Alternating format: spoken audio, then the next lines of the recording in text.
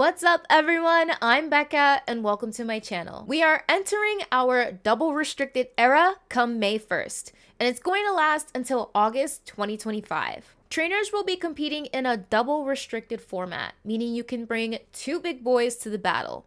3 if you know how to pilot Ditto. The news has been met with some conflicting emotions. Some people are excited about the new format and feel that 2 restricted Pokemons will offer some more balance, while others are tired of the overwhelming power that is legendary Pokemon. It also feels like endgame having a double restricted format so soon.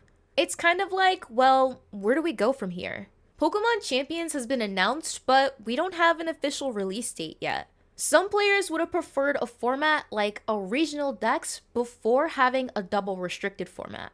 Let me know in the comments what your thoughts are on having double legendary Pokemon so soon. Nonetheless, I digress. In today's video, I'll talk about things that you should consider when building around your 2 restricted Pokemon, what duos are likely to be meta in the beginning of the format, and we'll try to figure out how the meta will develop as trainers adapt to this new power level. If you like this type of video, be sure to give me a thumbs up and subscribe to my channel for more Pokemon content. Now, let's get into it. When choosing your duo, it's important to think about how well they synergize with each other. Good synergy can mean a few different things. First, you want your restricted Pokemon to be able to cover for each other's weaknesses. For example, if one of your Pokemon is weak to fairy types, it helps if your other restricted can resist or hit fairy types hard. That way, you aren't easily overwhelmed by a single type.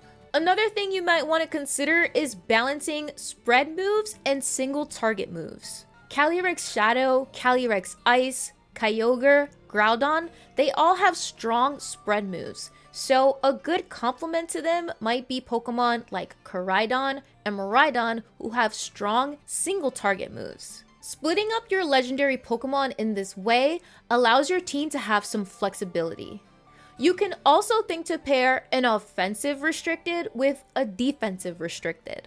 This creates a balance where one Pokemon puts a lot of offensive pressure onto your opponent's team, while the defensive restricted is more on the bulkier side and might offer some support moves like Wide Guard. Factors like type coverage, move targeting, offensive versus defensive roles contribute to building a restricted core with great synergy.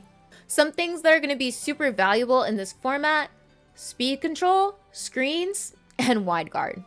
I can see Grimmsnarl stocks going way up in this format because it has Thunder Wave, it's got Light Screen, it's got Reflect. I can almost guarantee you that Zamazenta and Lunala will be running wide guard. With these things in mind, it's important to figure out how your team is going to counter them. If wide guard is going to be a hindrance to your team, you have to figure out what your game plan is going to be into either eliminating that wide guard user immediately or maybe having Taunt on your team.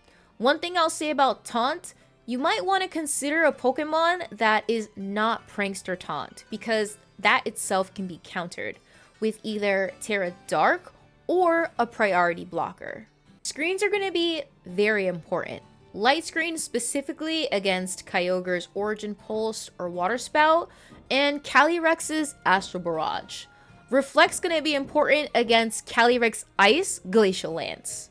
Sometimes you just can't get away from being hit with spread damage, so having a way to mitigate the amount of damage that you're gonna be taking, very valuable. Something else to factor into your game plan: how you're going to combat opposing weather.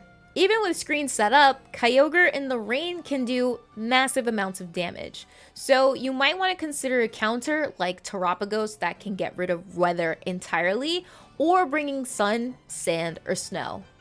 A good starting point for Regulation I teams would be to look at the results of this Victory Road April Challenge.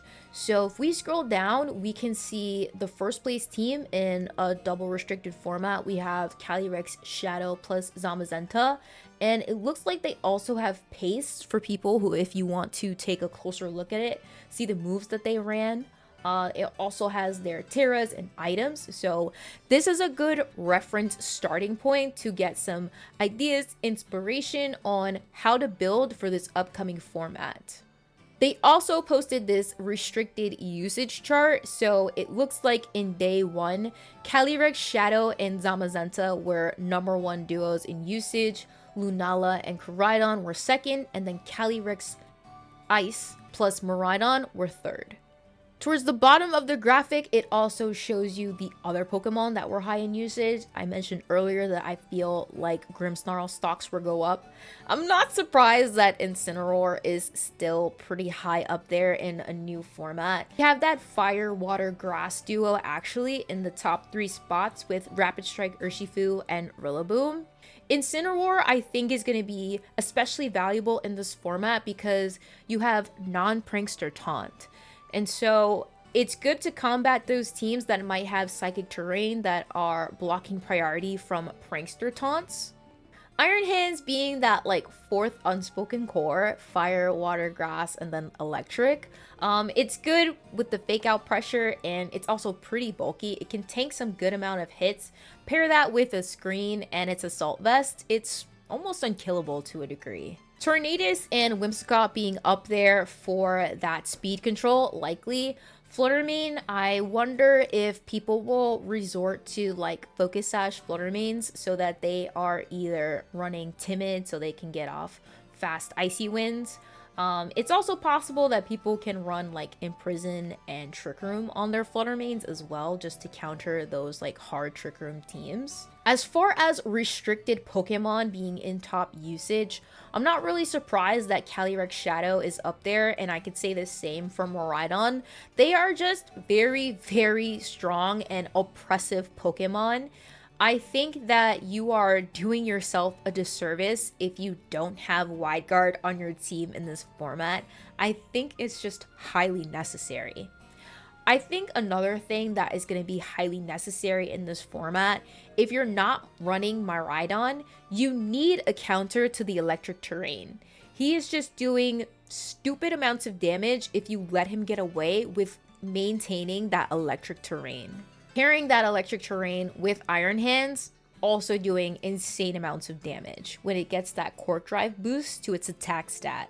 I highly recommend taking a look at this usage chart and also the teams that did well in this tournament, as it seems like this is a good foundational starting point for Regulation I. I also like to bookmark any rental teams that I come across on Twitter, and this user kindly dropped a couple of rental teams, so I saved this. For example, they have Calyrex plus Zamazenta, they have Calyrex plus Terapagos. So Twitter, I think, is your friend when it comes to trying to find inspiration for what to build in this format. And again, we got some really clutch players in the community that just openly share rentals that they've created. Here is another tweet that I bookmarked. This person recreated the EVs from one of the Victory Road tournaments. So if you want to just plug it in immediately and give it a try, they have some of the EV spreads here. They did this for the top 14 teams of that tournament. So again, use Twitter as a resource for you. People in the community have been really, really helpful in sharing their ideas, sharing their pastes, and sharing their rental codes. All the sites that I mentioned and accounts that I mentioned will be listed in the description if you want to check them out. Hope that you found this video helpful. I'm looking forward to a new format, something fresh, something new. I have a couple of teams that I want to try out, and I think that the duo I'm most excited to start with is going to be Lunala and Koraidon.